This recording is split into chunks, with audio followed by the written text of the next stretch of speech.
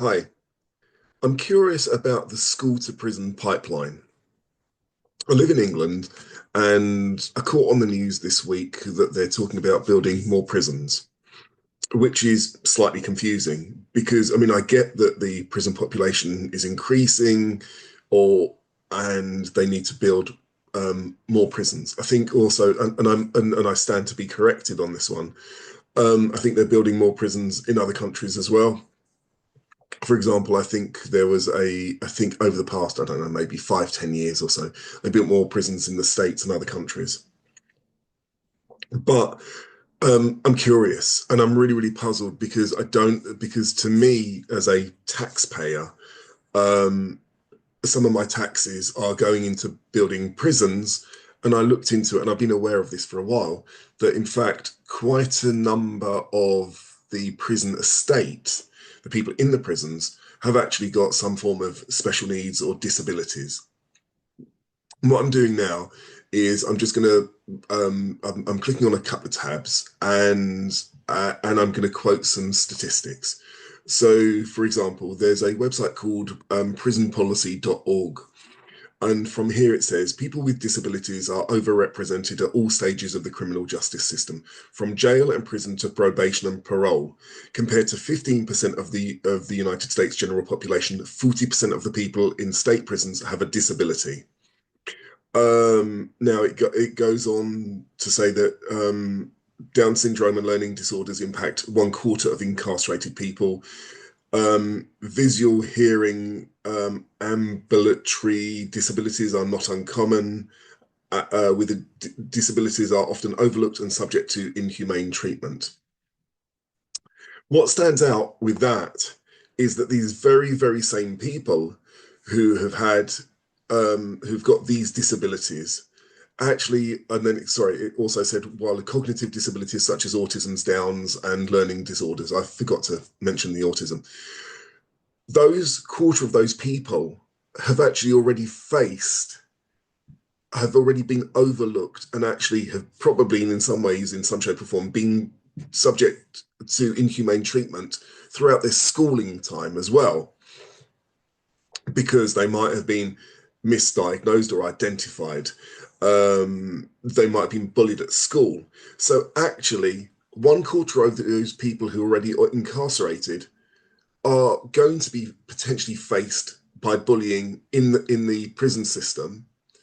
Yet these people have already been bullied and possibly subject to inhumane treatment in their schooling system, which I would argue actually might have actually led them to ending up in the criminal justice system because they might have acted or overreacted to situations that have led them to be incarcerated or arrested. Um, so actually, again, coming back to the schools, it's a case of I special needs provision, and there is a point to this special needs provision. If we're going to stop, if we want to reduce the number of people in schools, I would argue that actually you need to, if you want to preempt it, why aren't organizations and governments spending more money in special needs or disability or people with what's that thing called, people of determination? Why don't we spend more money in at the heart of it, where at the source, which is basically the kids at the schools, to stop the pipeline of kids or people going into the prison system? And to me, all it means is it's that people just need to talk to each other. It's whoever is the minister or in charge of prisons, judiciary, police, or whoever it is, needs to sit down with people who are in the education system, and they need to seriously sit down and say, how can we address this issue? Because at the bottom line is, and this is the pure bottom line, is that it's costing taxpayers money. National debts globally are increasing, certainly in the UK. Borrowing's going up. If I'm not wrong, and again, I stand to be corrected, if you look at the US national debt, That's increasing as well. And I'm just curious, or more to the point, I think my point is that actually, in order to reduce that debt to some extent, why isn't money being spent effectively? And I don't mean spend more money in the special needs on kids with special needs, disabilities, people of determination. I don't mean spend more money. I'm talking about spend the money that is there more effectively and efficiently, because I've been around the education system long enough to see that you can spend the money, but a lot of it gets wasted. And in fact, again, I'm going to come back to my point about the school to prison pipeline. But I don't know, probably in about 2000, 2002-ish, is around that time. I think it's probably about 2002. I was a relatively new teacher, but I got an IT degree. So I was recruited in to a school to not only be a teacher, but also to bring in the whole IT systems. This was when laptops were starting to really come in, interactive whiteboards. And my budget at the time was, I think it was around £250,000. Now, this is, bear in mind that this was back in around 2002, give or take. And we spent so much money getting the whole system wired up, Wi-Fi, laptops, everything else. And it was a full form entry school in England. So there were 120 children per year group with 6 year groups. So you're looking about what? A lot of maths, about 600 kids or more easily. And there was a merger between the two schools. And again, I'm going to come back to the prison system. I haven't forgotten about the prison system. So basically, my budget was, I say, about £250,000. It was great, lovely. Bought lots of laptops. The whole system was brilliant. We were, in fact, one of the leading schools, certainly in the local authority, if not in the country, in what we were doing. Brought in amazing software to support children with literacy and numeracy skills. Brilliant software. Um, None of it worked. And the reason why it fundamentally didn't work, because the majority of the staff were not ready or weren't prepared to take on board what IT and computers can do. They weren't utilizing the resources. So at the end of the day, literally, we had laptops that weren't being used. And it got to a stage, due to managerial issues and tensions within the senior leadership, that the head teacher, unfortunately, due to stress, had a stroke and left. The deputy head took over. His attitude was not conducive and positive towards IT. And due to a number of decisions that were made, the IT wasn't used. And then subsequently, the school had 2 break-ins for IT equipment, and we had 2 IT suites. Better part of, I'd say 60. That was certainly the desktops. 60 computers stolen, and then the laptops went as well. So we're talking about lots of money. Where does this feed into the prison pipeline? The kids that were that needed the most support for their literacy, because they were struggling from a self-esteem perspective, from an engaging with literacy perspective, the software was specifically bought with them in mind to support them. And in fact, it was making results. In fact, it was making massive progression. But due to managerial decisions and a view on the IT wasn't utilized effectively, so the money wasn't utilized effectively, and the equipment got lost. These children, unfortunately, lost out because they were making progression. The progression went. The children's behavior, in some cases, wasn't positive or supportive in the school, and a number of the children were either excluded or were not fully supported within the school education system. Now, it's a bit of a ramble, but where I'm coming from is it's about the school to prison pipeline. There were the resources there. The children had, in this case, fortunately, the children had been identified as having difficulties in literacy. they were identified with that. It was a shame that they had difficulties. Yet the structure within a school of, let's say, wait a minute, four times six is, sorry, four times six, once four is four, well, 6, 12, 18, 24. 24 teachers plus the rest of the staff. So I think we probably had, I don't know, probably about another 30 or 40 other members of staff, that teaching assistants, support people that would work with the kids. Um, Sorry, I lost track, but basically, the majority of the staff um, didn't view the technology in a positive way, and had a very fixed mindset on how to work with the children with literacy difficulties. If it starts there, these children were already, and I've been in meetings, were written off. So as they progressed through the school, and I was there only for a couple of years, you could see the children's mentality, their self-esteem, their self-value, and their frustration with lessons getting worse and worse and worse. In some cases, their behavior got worse. Their parents were coming in, and then they had a view on they couldn't achieve, they couldn't succeed, that they didn't have any value. And the way they would get attention, to be honest about it, was um, either shutting down in lessons, not turning up to school, or in other cases, they were disruptive, but they weren't disruptive actually. What they were doing is they were really calling for attention. Now, again, it seems as though I've gone off track about the school to prison pipeline, but I'm not.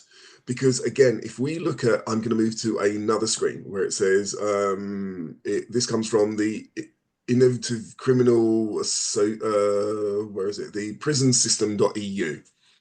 Most prisoners with special needs face discrimination in the criminal justice system based on the basis of their birth, nationality, ethnicity, race, descent, sexual orientation, sex, gender identity, age, disability, and health condition. And I'm picking up on the disability area. There are certain groups, in particular vulnerable positions, who need additional care and protection, namely juveniles, the disabled, mentally ill, older persons, women. The high proportion of prisoners with special needs means that this is a matter of that definitely deserves special addressing by the prison management policies. And I will again argue that actually there are, and many people would argue this, that actually a lot of the prison, or well, it is, the statistics are there, a substantial proportion of the prison population should not be there because, pardon me, had the education system addressed their needs when they were younger, had they been identified, had the systems been put in place to enable them to maximize their potential, understand who they are, what their strengths are, they would then potentially not have got into trouble or interacted with the justice system in a negative way, which led them to prisons. I'm going to move on to another. This is the education inspection blog.gov.uk. So this is a UK website. Education for prisoners with learning difficulties or disabilities. And there's an article, and it says in March 2022 we published our review on reading education in our prisons. And basically it says there's a statistic: over 30% of prisoners have learning difficulties or disabilities.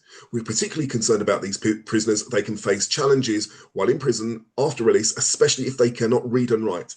And where, again, does this come from? This comes from fundamentally the education system. I've been on one website, which is from the US, one website which is from the EU, and one website which is from the UK, but I reckon it's probably more English based because of the way the education system is in England, it's devolved amongst England, Scotland, Northern Ireland, and Wales. So this is probably just specifically on while it says UK, it's probably focusing on the English education system. Um, so basically, so over 30% of the prisoners have learning difficulties. They face challenges while in prison after release, especially if they cannot read and write. Where does that come from? That comes from the school system. That comes from how the children are identified, how the children are assessed, what systems and measures are in place. And so I would say, again, in Europe, I think there was a European study in the States and in England. There have got to be other countries in the world or other places in the world where actually it's still awful as well. So in order to reduce the burden on the taxpayer, and I say the burden because it's my money and it's your money at the end of the day, that we are paying for taxes, to reduce our tax burden, more money needs to be spent more effectively and efficiently to support children or people, because they're not children, they are people at the end of the day, people with hidden and visible disabilities, people of determination in the school system to maximize their potential, to reduce the pipeline to the prisons. Because, and I'll finish on this, because if the people are going to prison, that means they would have potentially caused harm to a person or property. That comes at a cost, possibly via, again, from a pure monetary perspective, via cost in insurance or cost in increasing goods or cost increase or reduction in services, because there would have been some consequence. They might have damaged something, stolen something, done something. The police would then have been involved. So the police are tackling these crimes when in fact potentially these crimes might not have had to even exist in the first place because of because of the education system. Then if we look at mental health and self-harming, it, again, there are statistics, and I don't have them to hand, about self-harming and mental health, which then causes impact on the health service as well. And if we go back and back and back, and I'm not blaming the school system, I am not blaming the school system. All I'm saying is that it's very, very clear that there is a pipeline between between the school system and the prison system. And the way we can reduce the tax burden, the cost on the taxpayer, the mental cost, the social cost, the cost to the victims, is by ensuring and enabling people with hidden and visible disabilities, who struggle with reading and writing and many issues, and address these issues in the school system, because or when the children are young, because this is a far more cost-effective way. And I don't understand why this hasn't been addressed. I would love to know what your thoughts are, why, if these things are so obvious and can be addressed so very, very easily, why they haven't been addressed. Thanks very much for your time. Um, Suggestions, comments below.